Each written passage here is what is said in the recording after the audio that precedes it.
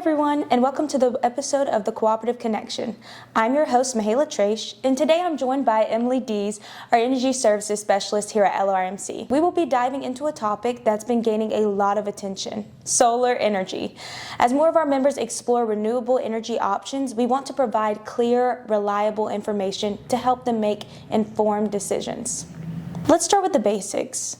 Emily, can you give us an overview of the solar programs that are available to our members?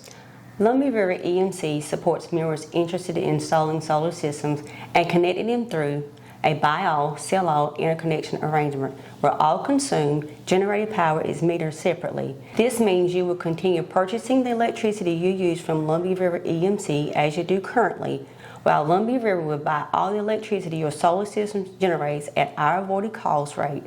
To participate, members must follow specific requirements and guidelines as well as completing the required agreements and application. That's great information.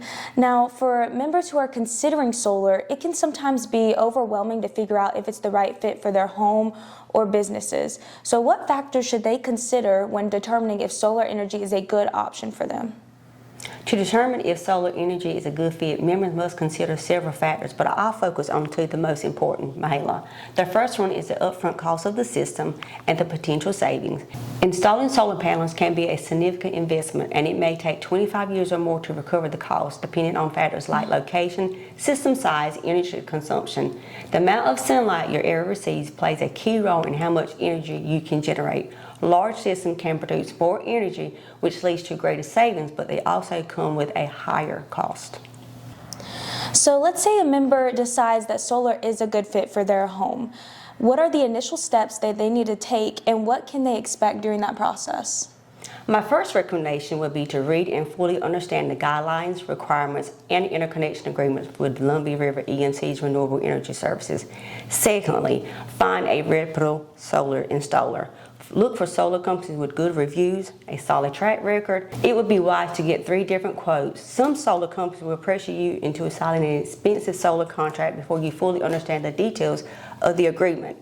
Never rush into signing a contract. Before signing a contract, please contact me or someone in the Energy Services Department to review and ensure you're receiving accurate information.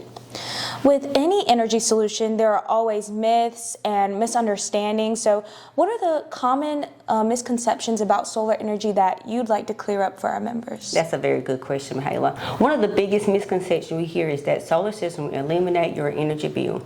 That is not true. The reality is a solar system can reduce it, however, it will not cover 100% of your energy needs. Many people assume that solar system will continue functioning during a power outage. Standard grid-tied solar systems automatically shut down during power outages, so it won't work unless you have a battery storage system. One question we often get from members is about net metering. Can you explain why LRMC doesn't offer net metering and how that affects our member solar options? Lumbee River EMC is a member-owned nonprofit corporation. We do not offer net metering because it is important to ensure that our costs are fully covered without being subsidized by other members. Instead, we provide a buy-all, sell-all setup. We compensate our renewable energy generated members at the same rate we pay for the energy we purchase, also known as the wholesale or avoided cost.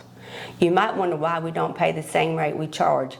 The reason is that our fixed costs are not entirely included into the facility charge.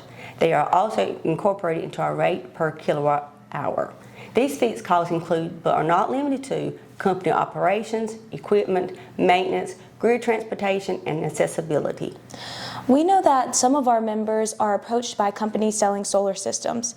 If a member is considering purchasing solar, what steps should they take to ensure they're making an informed decision and not falling for misleading claims?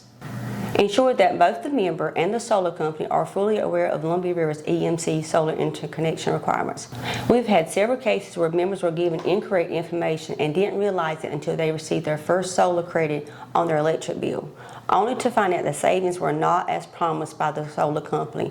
Please reach out to me or anyone from our Energy Services Department to review the details before proceeding with such a significant investment. Additionally, check our renewable energy website for more resources. This has been such a valuable discussion, Emily, and thank you for sharing your insights and helping our members better understand their solar options. For our listeners, if you'd like to learn more about solar energy and how it fits with LRMC's programs, be sure to visit our website or reach out to our energy services team. Thanks again for tuning into this episode of the Cooperative Connection. Until next time, stay informed, stay safe, and stay connected.